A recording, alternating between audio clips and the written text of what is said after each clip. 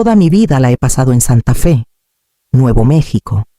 Y durante 68 años he sentido el pulso del invierno, el susurro quedo de la nieve recién caída, el crujido bajo las botas, el cielo gris que abraza la ciudad como un manto pesado. Desde que Javier se fue hace 10 años, las fiestas navideñas recayeron en mí, cada diciembre, bajo las cajas del ático. Limpio con cuidado los adornos que él y yo juntamos durante décadas y preparo la mesa como lo hacíamos juntos. Hay días en que siento que no solo cargo decoraciones, sino también su recuerdo, las expectativas de la familia y una terca esperanza de que la Navidad aún pueda ser un remanso de paz. Mis hijas ya son grandes. Alejandra siempre ha sido un pilar. Llega temprano, ayuda a ordenar la casa y su presencia es como un abrazo cálido. Lorena, en cambio, es otra historia. Durante 4 años seguidos, ella y su esposo Mateo han convertido lo que debería ser un día de alegría en un torbellino de tensión. Sus voces se alzan rápido. Las quejas empiezan antes de que alguien se siente a la mesa. Y cada año siento que camino sobre un campo minado del que no puedo escapar. Este año, mientras limpiaba los adornos y ajustaba las guirnaldas, sentí ese nudo familiar en el estómago. La sala olía ligeramente a pino, el aroma del árbol que arrastré sola desde el mercado, sus ramas pegajosas de savia. Recordé el año pasado, cuando Lorena criticó el pavo antes de que alguien lo probara, y las palabras afiladas de Mateo cortaron el aire como vidrio. Me quedé paralizada, viendo a mis nietos encogerse en sus sillas, buscando excusas en mi cabeza para justificar su comportamiento. A pesar de todo, seguí adelante. Envolví los regalos con cuidado. Colgué las botas navideñas con los nombres de cada nieto y puse la mesa con nuestra vajilla más fina. Hasta preparé pies desde cero, recordando el orgullo de Javier cuando me ayudó a hacer la masa del primero hace décadas. Cada detalle importaba. Cada recuerdo se aferraba a la esperanza de que este año sería diferente. Mientras colocaba el último plato y alineaba los cubiertos, me recordé en voz baja que, pase lo que pase, estaba preparada y enfrentaría el día como siempre lo había hecho. Pero en el fondo, sentía la tensión avanzando, la certeza de que la llegada de Lorena y Mateo traería de vuelta esa tormenta a mi sala. La primera nevada de la temporada pasó flotando por la ventana mientras daba un paso atrás y contemplaba mi trabajo, sabiendo que el momento de la verdad estaba a solo unas horas. Cada año, conforme el calendario se acercaba a diciembre, sentía el peso de las navidades pasadas oprimiéndome. La primera vez fue tan sutil que intenté ignorarlo.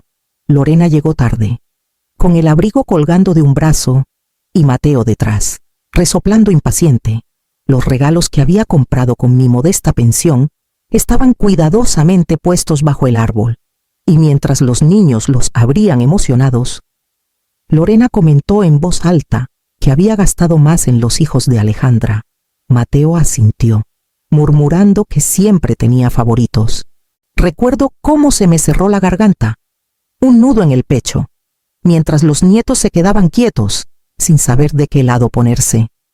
El segundo año, cruzaron más líneas. Llegaron 2 horas tarde sin siquiera avisar, dejando el pavo frío y el guisado de jotes tieso.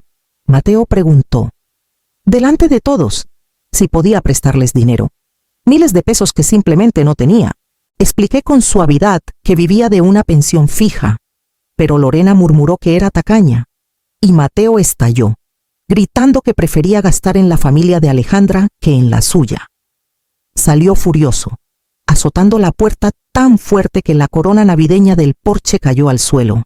La Navidad terminó de golpe, el aire cargado de resentimiento y dolor, y yo me quedé ahí, entre platos y vasos derramados, preguntándome por qué lo había permitido otra vez. Para el tercer año, pensé que ya habría aprendido la lección. Preparé pies desde cero, puse la mesa con esmero e intenté crear un hogar cálido y acogedor. Pero desde el momento en que Lorena y Mateo cruzaron la puerta, la tensión regresó. Lorena criticó el pavo antes de que alguien lo probara. Se burló del pay que había pasado horas preparando y les dijo a los nietos que no comieran mucho guisado de ejotes. Mateo se sumó, lanzando comentarios hirientes que hacían que los niños se encogieran en sus sillas. Para el postre, ya habían recogido a los pequeños y se fueron sin una palabra de agradecimiento, dejándome con una cocina llena de trastes y un corazón pesado de frustración. Cada año, me decía que valía la pena por los nietos, que merecían recuerdos navideños con su abuela. Pero al quedarme sola en la sala silenciosa, me preguntaba si ese amor justificaba el dolor que soportaba. Su patrón era claro, y el costo emocional se veía en los niños, que se volvían más retraídos, y en mí, que me sentía más vieja y frágil con cada año. Mientras alisaba el mantel una última vez esa noche, entendí que este año no podía ser como los anteriores. Necesitaba un plan, una forma de preservar la alegría de la Navidad sin sacrificar mi paz. La decisión que enfrentaría en las próximas horas ya tomaba forma en mi mente, tan cierta como el viento invernal que golpeaba las ventanas. Me moví por la casa con una determinación callada, bajando las cajas navideñas del ático una por una. Cada adorno traía un recuerdo, algunos alegres, otros agridulces. El ángel de madera que Javier talló hace años descansaba con cuidado en mis manos, sus delicadas alas aún intactas. Lo puse aparte con cariño, pensando en la primera Navidad después de su partida. La casa se sentía vacía entonces, pero seguía adelante, decidida a mantener vivas las tradiciones. Este año, me dije, prepararía con intención, no solo por costumbre. Primero puse el árbol, sus ramas pegajosas por la savia fresca, el aroma llenando la sala como un suave recordatorio de inviernos pasados. Desenredé las luces, revisando cada foco 2 veces, y las colgué con cuidado alrededor de las ramas. Cada adorno siguió, no al azar, sino en el orden que a Javier siempre le gustaba. Un copo de nieve de vidrio del 2º grado de Alejandra, un foco desvaído de la primera Navidad en esta casa. Todo era un tapiz de recuerdos y cuidado. Envolví los regalos con esmero, cada listón bien atado, cada etiqueta puesta para que incluso el nieto más pequeño encontrara su nombre. Mientras arreglaba la mesa, pensé en Lorena y Mateo. 4 años de tensión me habían enseñado a anticipar su comportamiento. Sus quejas y discusiones se habían vuelto una tormenta predecible, y había aprendido a prepararme, aunque mi corazón aún se apretaba al pensarlo. Hice una lista mental de límites que probaría con suavidad la disposición de los asientos, el ritmo de la comida, la colocación de los regalos. Me recordé que la preparación podía ser un escudo, aunque no controlara cada palabra que dirían. Más tarde, Verónica, mi vecina, pasó con un plato de su famosa ensalada de arándanos. Intercambiamos saludos, pero sus ojos captaron la tensión en los míos. Tomó mi mano y dijo suavemente clara: puedes preparar, puedes planear, pero recuerda, tu paz es tuya para proteger. No tienes que darles el poder de arruinar tu día. Sus palabras resonaron hondo. Asentí, sintiendo cómo mi determinación se fortalecía. Prepararía para la tormenta, sí, pero este año también probaría las aguas. Planearía contingencias y protegería lo que era mío, mi hogar, mi Navidad y mi calma. Con la casa lista, el árbol encendido y los pais enfriándose en la mesa, di un paso atrás por un momento, imaginando el día que vendría. Sabía que la tormenta llegaría, como siempre, pero también sabía que estaba lista para enfrentarla de manera diferente este año. Los primeros pasos en la puerta pronto me dirían si mis preparativos eran suficientes. A las 6:30, escuché el crujir de las llantas en la entrada, y mi pecho se apretó. Había puesto la mesa con nuestra mejor vajilla, la plata pulida, las servilletas dobladas con esmero. Alejandra había llegado antes, su presencia tranquila como un ancla en medio de la tormenta que sabía que vendría. Respiré hondo y me recordé mantener la calma. dejar que los preparativos hablaran por sí mismos. Lorena y Mateo llegaron casi una hora tarde. Discutiendo antes de siquiera llegar a la puerta, sus voces resonaban por la entrada, agudas y fuertes, quejándose del tráfico, del clima y de mis elecciones de decoración navideña. Los nietos los seguían, con la mirada baja, aferrándose a su madre y su tío, sin saber cómo navegar el caos familiar. Alejandra me lanzó una mirada desde el otro lado de la sala, de esas que dicen, ahí vamos otra vez. Tan pronto como entraron, la tensión se espesó. La voz de Lorena era cortante, señalando pequeños defectos: el ángulo del árbol, la colocación de los cubiertos, el momento de la cena. Mateo se recargó en su silla, murmurando quejas sobre las porciones, la forma en que había arreglado la mesa e incluso la iluminación de la sala. Cada palabra parecía calculada para provocar, para desestabilizar. Los nietos se movían inquietos, sin saber dónde mirar, y podía sentir el peso de su incomodidad oprimiéndome. Les ofrecí sonrisas suaves, esperando tranquilizarlos, pero parecía una tarea imposible. Alejandra intentó suavizar la tensión, hablando quedo con Mateo, tratando de calmar su voz, recordándole que todos estábamos ahí para disfrutar la noche.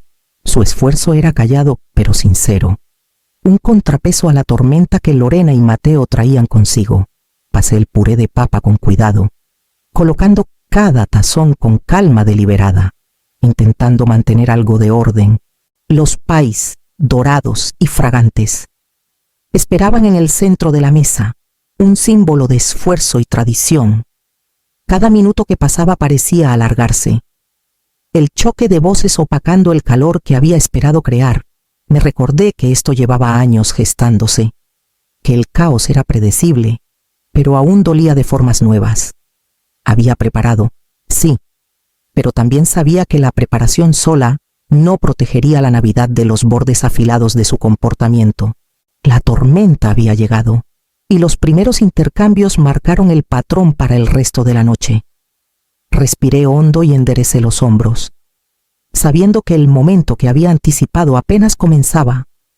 El momento llegó antes de lo que esperaba. Lorena tomó su tenedor y arrugó la nariz ante el pavo, comentando en voz alta que parecía seco. Sus palabras cayeron como hielo, y sentí ese apretón familiar en el pecho. Mateo se sumó de inmediato, inclinándose sobre la mesa con su tono cortante, acusándome de siempre tomar el lado de Alejandra. Su voz se alzó por encima del tintineo de los cubiertos, cada sílaba afilando la tensión que había crecido desde su llegada. Los nietos se congelaron a medio bocado, sus ojos abiertos pasando entre nosotros, buscando un espacio seguro que no existía. Alejandra alcanzó el brazo de Mateo, susurrando con calma, intentando bajar el volumen, pero él apartó su mano. Cada instinto que había entrenado para mantener la calma, para guardar la paz, de pronto parecía insuficiente. Mi estómago se revolvió y entendí que la paciencia que había sostenido por años se había agotado. Sentí los platos temblar cuando Mateo gesticuló, su codo golpeando un platón. Lorena puso los ojos en blanco, murmurando sobre los ejotes, y la energía de la sala pasó de incómoda a cargada, casi eléctrica. Cada comentario parecía intencional, cada palabra destinada a provocar una reacción, y por primera vez en años decidí darles una. Golpeé la mesa con la mano tan fuerte que los cubiertos vibraron, arrancando un silencio sorprendido de todos a mi alrededor. Mi voz, firme y clara, cortó la tensión. Basta, váyanse de mi casa. Fue simple, directo y final. Las palabras quedaron en el aire, más pesadas que cualquier adorno navideño que hubiera colgado. Y vi el shock en el rostro de Lorena y el enojo subiendo al de Mateo. Los ojos de Alejandra se abrieron, pero podía ver alivio bajo su preocupación. Los nietos dejaron caer la boca ligeramente, el miedo y la incertidumbre aún presentes, pero con un destello de algo más, el reconocimiento de que alguien finalmente había trazado una línea. Lorena abrió la boca, probablemente para discutir, pero no salió ninguna palabra. La silla de Mateo chirrió fuerte al empujarla hacia atrás, el aire denso con incredulidad y frustración. Ambos se levantaron, tomaron sus chamarras, murmurando amenazas por lo bajo, y salieron furiosos. La puerta se azotó tras ellos, y la corona en la entrada tembló violentamente. El silencio cayó sobre la sala, pesado y casi ensordecedor, pero diferente a la tensión de antes. Era un silencio que cargaba con finalidad, uno que marcaba el fin de los patrones que había soportado por demasiado tiempo. Me hundí lentamente en mi silla, las manos aún en la mesa, sintiendo cómo la adrenalina se desvanecía y una extraña claridad se asentaba. Por primera vez en años, sentí el peso de la autoridad, el empoderamiento de negarme a ser empujada más allá de mis límites. La tormenta había alcanzado su pico, y en ese momento entendí que el poder de proteger mi paz siempre había sido mío. Miré a Alejandra, que me dio un asentimiento callado, su alivio apenas contenido, y supe que el camino hacia adelante ahora estaba claro. La tormenta había pasado, pero las decisiones que seguirían apenas comenzaban. Después de que Lorena y Mateo se fueron, la casa se sintió vacía y pesada. El silencio denso con los ecos de voces y puertas azotadas. Me senté a la cabecera de la mesa por un largo momento, dejando que la adrenalina se disipara y la realidad se asentara. El olor de los pies y el pavo asado seguía en el aire, recordatorios del esfuerzo que había puesto en esta Navidad, pero, por primera vez, consideré que tal vez ese esfuerzo no valía la pena. Le conté a Alejandra lo que había decidido. Sus ojos se abrieron ligeramente, pero asintió, firme y sin dudar. Mamá, ya has hecho suficiente. No le debes a nadie otra Navidad bajo estas condiciones. Dijo, sus palabras, simples y sinceras, cortaron la culpa que se había alojado en mi pecho por años. Sentí un alivio mesurado, templado por la gravedad de lo que estaba a punto de hacer cancelar la Navidad en casa y considerar seriamente vender la casa familiar. Caminé por las habitaciones, mis manos rozando los manteles y la plata pulida. Cada artículo que había preparado con cuidado ahora se sentía como un testimonio no solo de la tradición, sino de la resistencia bajo presión. Los vecinos que pasaban miraban, curiosos por el silencio inusual. Algunos enviaron saludos o un gesto de preocupación, sin saber que bajo la calma, una revolución callada tenía lugar en mi corazón. La idea de vender la casa me aterraba y liberaba al mismo tiempo. Cada rincón guardaba recuerdos de Javier, de las niñas creciendo, de risas y amor, pero también de conflictos y tensiones que había absorbido en silencio. Alejandra se sentó a mi lado, cruzando las manos en su regazo, ofreciendo apoyo sin juzgar. No estás abandonando a nadie, dijo. Estás reclamando tu hogar, tu paz, y eso no es egoísta.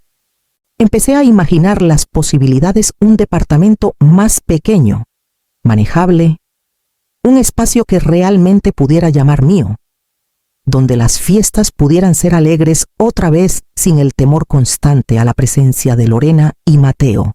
Hice una lista de agentes inmobiliarios, anotando detalles de propiedades que había visto en el vecindario.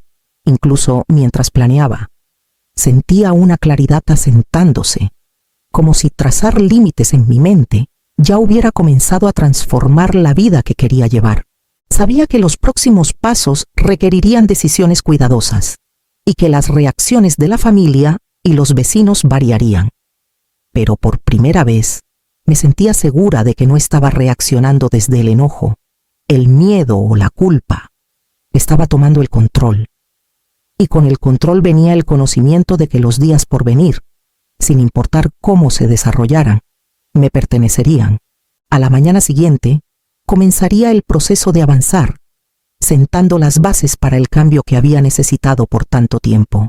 Cajas llenaban el piso de la sala, cada una con fragmentos de la vida que había compartido con Javier y mis hijas.